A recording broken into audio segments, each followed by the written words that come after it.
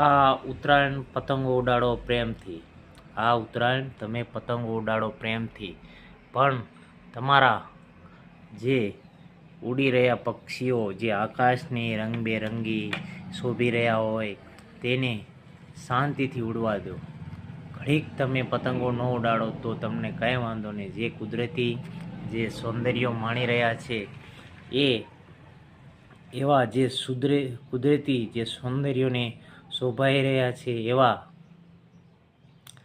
જે રંગે બેરંગી આકાશમાં ઉડી રહ્યા જે પક્ષીઓને બચાવો.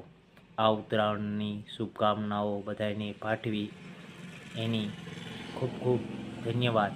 અને જીવ બચાવો, જે તમારી પતંગની દોરી એથી કપાઈ ન જાય એ ખાસ ધ્યાન રાખો.